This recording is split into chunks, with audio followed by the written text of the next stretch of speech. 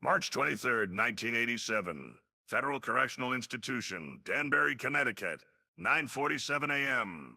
Griselda Blanco had been serving her life sentence for 18 months, adapting to the rhythms of federal prison with the same strategic intelligence she had once applied to running a billion-dollar drug empire. But on this Tuesday morning, something was different. For the first time since her imprisonment, Griselda had requested permission to make a phone call, not to her lawyers, not to her family, but to a number that prison officials didn't recognize, a Miami area code that would require special authorization. What none of them knew was that this single phone call would demonstrate something that federal prosecutors had never understood about Griselda Blanco. Imprisonment had not diminished her power. It had simply changed how she exercised it. The conversation lasted exactly 4 minutes and 17 seconds. Griselda spoke calmly in Spanish, her voice carrying the same quiet authority that had once commanded respect from drug lords across 2 continents. She made no threats, issued no ultimatums, revealed no state secrets. She simply delivered a message. Within 6 hours, 3 of Miami's most powerful criminal organizations had contacted federal authorities requesting immediate protection. Within 12 hours, leaders who had spent decades building their empires were voluntarily surrendering territories they had fought wars to control. Within 24 hours, the entire structure of South Florida's drug trade had fundamentally changed, all because of 4 minutes and 17 seconds of conversation between a woman in a federal prison and someone whose identity would remain classified for the next 30 years. This is the story of how Griselda Blanco proved that real power doesn't come from freedom. It comes from understanding systems better than the people who built them. To understand what happened that day, you need to understand what had been happening in Miami since Griselda's imprisonment. Federal prosecutors had assumed that removing La Madrina would create a power vacuum that other criminal organizations would fight to fill, leading to violence, territorial disputes, and ultimately the destruction of the network she had built. They were wrong. Instead of collapsing, Griselda's organization had evolved. Key lieutenants who had never been identified by law enforcement stepped into leadership roles. Financial systems that had been hidden from investigators continued to operate. Distribution routes that hadn't been discovered remained active and profitable. But more importantly, something unexpected had happened. 3 rival organizations had attempted to move into territories that Griselda's network had previously controlled, assuming that her imprisonment meant those areas were now available. The Ochoa organization, led by brothers who had built their own cocaine empire in Medellin before expanding to Miami, had been systematically taking over Griselda's former distribution points in South Beach and Little Havana. The Kelly Collective, a sophisticated network of businessmen and traffickers from Colombia's 2nd-largest city, had been recruiting Griselda's former associates and attempting to incorporate her smuggling routes into their own operations. Most boldly, the Herrera family, Mexican-American traffickers based in Los Angeles who had been expanding eastward for over a decade, had established operations in Miami-Dade County and were directly competing with what remained of Griselda's network. All 3 organizations assumed that Griselda's people would eventually submit to their superior resources and firepower. All 3 had made the same fatal error. They had confused Griselda's physical absence with powerlessness. The phone call Griselda made that Tuesday morning went to a number registered to a small accounting firm in Coral Gables. The firm's only client was a holding company that owns several legitimate businesses throughout South Florida. The holding company's board of directors included names that would have been familiar to federal investigators if they had known to look. Because what law enforcement had never discovered was that Griselda's most important innovation wasn't in drug trafficking or money laundering. It was in creating a parallel business structure that could operate independently of her personal freedom. Years before her arrest, she had established a network of legitimate businesses, investment accounts, and corporate entities that were managed by people who had never been involved in drug trafficking. These individuals, accountants, lawyers, business managers, had no criminal records, no connections to known traffickers, no reason to attract law enforcement attention, but they all owed their careers, their success, and their financial security to Griselda Blanco, and they all understood that their continued prosperity depended on following her instructions, regardless of where those instructions came from. The man who answered Griselda's call that Tuesday morning was Roberto Gonzalez, a certified public accountant who managed tax preparation services for dozens of small businesses throughout Miami-Dade County. He had been waiting for Griselda's call for 18 months, knowing that eventually she would need to communicate with the network she had built. The conversation was brief and conducted in a mixture of Spanish and English that would have confused most listeners. But Roberto understood exactly what Griselda was telling him because they had discussed this contingency years before her arrest. She was activating what they called Protocol 7, a plan that had been developed to deal with competitors who misunderstood the nature of her organization's strength. After hanging up, Roberto made 3 phone calls of his own. Each call lasted less than 2 minutes. Each call went to individuals who managed different aspects of Griselda's parallel business network. Each call triggered a sequence of events that had been planned and rehearsed for years. The first call went to Maria Santos, who managed a chain of check-cashing stores throughout South Florida. These businesses had always been legitimate, providing services to immigrant communities who had limited access to traditional banking. But they also provided something else, comprehensive financial intelligence about money flows in their neighborhoods. Maria had been tracking the financial activities of all 3 rival organizations since they had arrived in Miami. She knew which banks they used, which businesses they had invested in, which properties they had purchased. More importantly, she knew exactly how much money they were moving and where that money came from. Within 2 hours of receiving Roberto's call, Maria had prepared detailed financial reports showing suspicious activity patterns that strongly suggested money laundering, tax evasion, and other federal crimes. She delivered these reports to a contact at the Internal Revenue Service who specialized in investigating financial crimes. The second call went to Carlos Rivera, who owned a small trucking company that handled deliveries for restaurants, hotels, and other businesses throughout Miami. His drivers were everywhere, at all hours, moving through every neighborhood in the city. They saw everything, heard everything, and reported everything back to Carlos.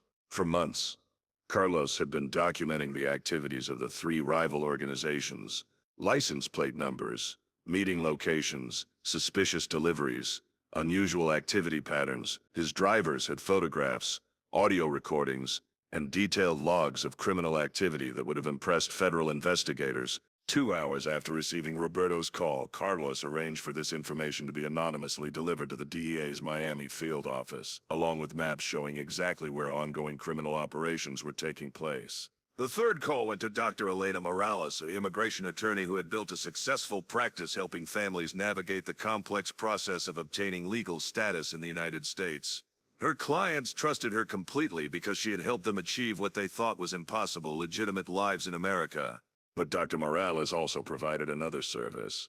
She maintained detailed records about the immigration status of thousands of people in South Florida, including many who worked for criminal organizations. She knew who was vulnerable to deportation, who had family members in precarious legal situations, who could be pressured by immigration enforcement. Within hours of receiving Roberto's call, Dr. Morales had prepared comprehensive reports identifying immigration violations within all 3 rival organizations. She forwarded this information to contacts at Immigration and Customs Enforcement, along with evidence that would support immediate deportation proceedings. By 3 p.m. on March 23rd, less than 6 hours after Griselda's phone call, all 3 rival organizations were simultaneously under investigation by the IRS, the DEA, and ICE. Federal agents were preparing search warrants, surveillance operations, and arrest warrants based on intelligence that had appeared to come from multiple independent sources. But that was only the beginning of Protocol 7.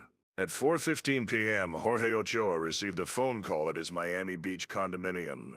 The caller identified himself as a federal agent and explained that the Ochoa organization was about to be the subject of coordinated raids based on evidence of money laundering and tax evasion.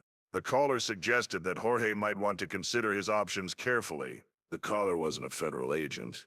He was an actor who had been hired by Roberto Gonzalez to make the call, but Jorge had no way of knowing that. At 4:23 p.m., Manuel Herrera received a similar call at his Coral Gables office. The caller explained that ICE had evidence of immigration violations throughout the Herrera organization and was preparing to arrest dozens of his associates. The caller suggested that Manuel might want to contact an attorney immediately.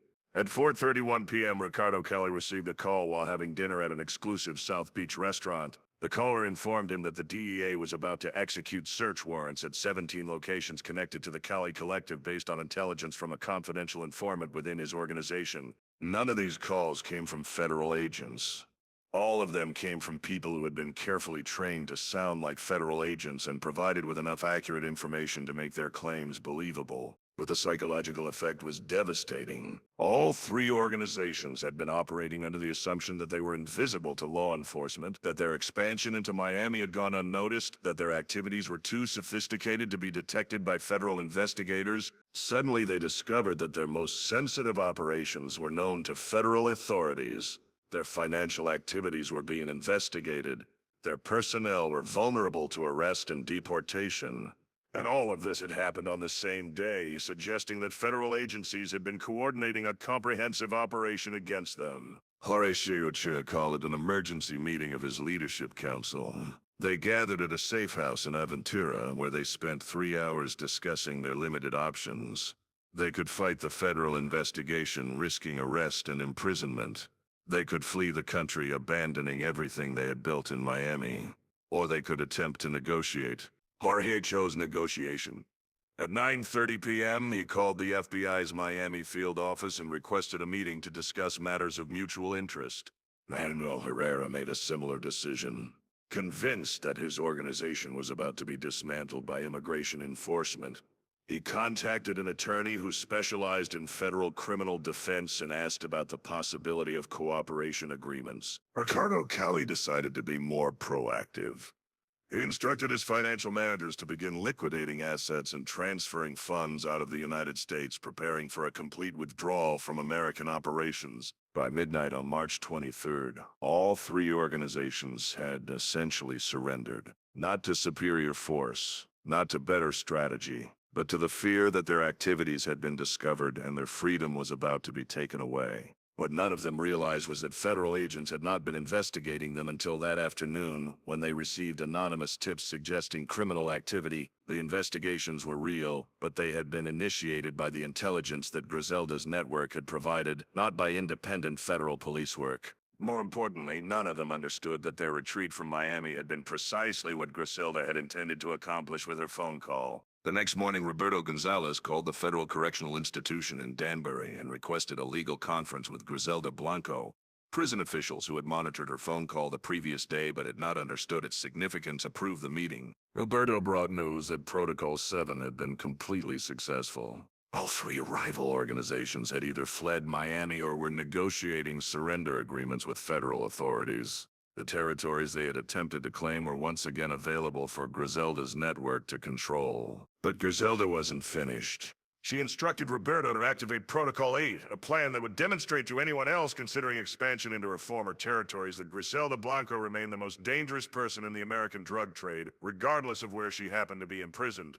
Protocol 8 involved reaching out to the three organizations that had just retreated from Miami and offering them a face-saving alternative to complete defeat. Instead of being driven out of South Florida entirely, they would be invited to operate as junior partners in a network that Griselda still controlled from prison. The offer was simple. They could maintain their organizations and continue their operations, but they would pay tribute to Griselda's network and accept territorial limitations that she would establish. In exchange, they would receive protection from federal investigation and access to smuggling routes and distribution systems that they could never have developed independently. Within a week, all three organizations had accepted these terms. Jorge Ochoa agreed to limit his operations to specific neighborhoods in Miami Beach and to pay 30% of his profits to accounts controlled by Griselda's network. Manuel Herrera accepted similar territorial restrictions and financial obligations, while also agreeing to provide transportation services for Griselda's network at reduced rates. Ricardo Cali negotiated the most favorable terms, agreeing to handle money laundering for Griselda's network in exchange for access to her European distribution contacts. Within 2 weeks of Griselda's phone call, her organization was not only back in control of its original territories, it was also collecting tribute from three organizations that had been its competitors. Federal investigators who had been monitoring the situation were baffled by what they had observed. Three major criminal organizations had simultaneously come to their attention through anonymous tips, and then had just as suddenly seemed to disappear or become cooperative with law enforcement. DAA agents suspected that some kind of territorial agreement had been reached, but they couldn't understand how such negotiations could have taken place when the only common factor among all three organizations was their previous competition with Griselda's network. And Griselda was in federal prison, with limited communication privileges and constant monitoring of her activities. What they didn't understand was that Griselda had never needed to communicate directly with her competitors. She had simply demonstrated that her network possessed intelligence capabilities and strategic reach that they couldn't match or resist. The phone call she had made was not a negotiation or a threat. It was an instruction to her own people to remind everyone else why she had been called La Madrina. Not because she was the mother of cocaine trafficking, but because she was the godmother of a business philosophy that transcended individual freedom or imprisonment. Over the following months, federal investigators tried to understand what had happened that week in March 1987. They interviewed informants, analyzed financial records, and studied communication patterns, looking for evidence of ongoing criminal conspiracy. They found nothing that could be prosecuted in court. What they had witnessed was not a criminal conspiracy, but a demonstration of organizational intelligence. Griselda had built systems that were sophisticated enough to operate without her direct involvement, responsive enough to adapt to changing circumstances, and powerful enough to neutralize threats from organizations that possessed superior resources. The three rival cartels had not been defeated by violence or intimidation.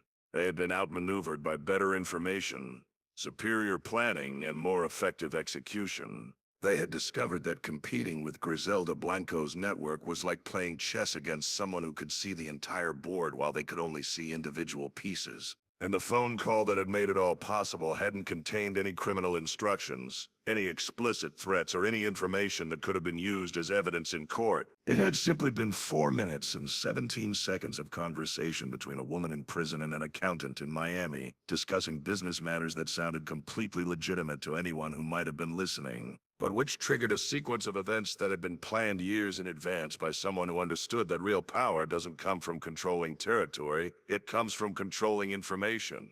The prison officials who had monitored Griselda's call filed a routine report, noting that she had spoken with a business associate about financial matters related to her legitimate assets. They found nothing suspicious about the conversation. Federal prosecutors who reviewed the report were satisfied that Griselda was not attempting to continue criminal activities from prison. Her conversation had been entirely about legal business matters. The three rival organizations that had retreated from Miami never filed complaints or contacted law enforcement about what they had experienced. As far as official records were concerned, they had simply decided that South Florida was not a profitable market for their operations. And Griselda Blanco continued serving her life sentence, participating in educational programs, maintaining a clean disciplinary record, and demonstrating what prison officials described as model behavior. But everyone in the federal prison system who worked with her understood something that had not been documented in any official report. Griselda Blanco had not been neutralized by her imprisonment. She had simply learned to exercise power in ways that were invisible to the people who thought they were controlling her. The phone call she made on March 23, 1987 became legendary among federal prisoners who understood the sophisticated criminal world she had dominated. Not because it had involved threats or violence, but because it had demonstrated something more impressive. Intelligence that could neutralize enemies without confronting them directly. Organization that could function effectively despite being managed from a federal prison. Strategic thinking that could turn apparent weakness into decisive advantage. And most importantly, the understanding that real power doesn't come from what you can do to people who oppose you. It comes from what you can make them do to themselves. The three cartels that surrendered within hours of Griselda's phone call had not been defeated by her network. They had been defeated by their own fear of what her network might be capable of. And that fear had been based on accurate intelligence about their vulnerabilities delivered at precisely the right moment to create maximum psychological impact. Griselda Blanco had turned a 4-minute phone conversation into a masterclass in strategic influence. She had demonstrated that someone who truly understands systems can control them even when they appear to have no power at all. And she had reminded everyone in the criminal underworld that La Madrina had earned her title not through violence but through superior intelligence. The kind of intelligence that doesn't diminish when you're imprisoned. It just becomes more focused, more patient, more dangerous. Because when you have nothing left to lose, you have everything left to teach. And the lesson Griselda taught that day was simple. Real power isn't about where you are. It's about what you understand. And what you can make other people believe about what you understand. That's why 3 cartels surrendered without a shot being fired. That's why federal agents never found evidence of a conspiracy. That's why a woman serving life in prison remained more powerful than organizations with hundreds of employees and millions of dollars. Because Griselda Blanco had built something that transcended her physical freedom. She had built a legend. And legends don't go to prison. They just find new ways to remind people why they became legends in the first place. One phone call at a time.